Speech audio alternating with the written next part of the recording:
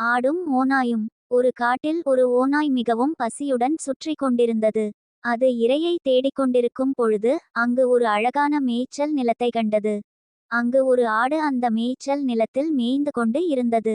இதை பார்த்த அந்த ஓநாய்க்கு நாக்கில் எச்சில் ஊறியது. எப்படியாவது இந்த ஆட்டை கொன்று தின்று பசியாற வேண்டும் என்று எண்ணியது. மெதுவாக அந்த ஓநாய் ஆட்டிடம் வந்தது. ஆனால் அந்த ஆடோ மிகவும் எச்சரிக்கையாக இருந்தது. ஆடு ஓநாயை பார்த்து, என்ன நண்பா, இப்படி பசியால் மிகவும் வாடி உள்ளாய் என்று கேட்டது.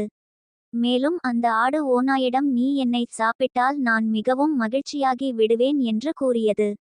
ஒருவருடைய உணவிற்காக இன்னொருவர் தியாகம் செய்வது தானே முறை என்று கேட்டது அந்த ஆடு. இதை கேட்டதும் அந்த ஓநாய்க்கு உற்சாகம் அதிகமாகி விட்டது. நீ சொல்வது உண்மைதானா என்று கேட்ட ஓநாய், உனக்காக நான் இதற்கு சம்மதிக்கிறேன் என்றும் கூறியது. ஆனால் நான் மிகவும் பெரிய உருவமாக இருக்கிறேன். என்னை நீ எப்படி உண்பாய் என்று ஓநாயிடம் கேட்டது ஆடு. மீண்டும் ஆடு மேலும் பேசத் தொடங்கியது. நான் அந்தமலை உச்சிக்கு சென்று அங்கிருந்து ஓடிவந்து உன் வாயில் குதிக்கிறேன். நீ உன் வாயை திறந்து வைத்துக்கொள் என்று கூறியது. முட்டாள் ஓநாயோ ஆடு கூறியபடி அப்படியே செய்தது. ஆடும் மலையுச்சிக்கு சென்று ஓடிவந்தது. ஓடி வந்த வேகத்தில் ஓநாயின் முகத்தில் ஒரு உதை விட்டது. ஓநாய் சற்று தொலைவில் தள்ளிப்போய் விழுந்து மயக்கம் அடைந்தது.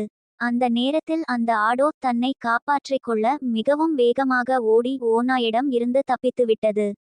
கருத்து: செயல்பட வேண்டிய நேரத்தில் துணிந்து செயல்பட வேண்டும். Vape links.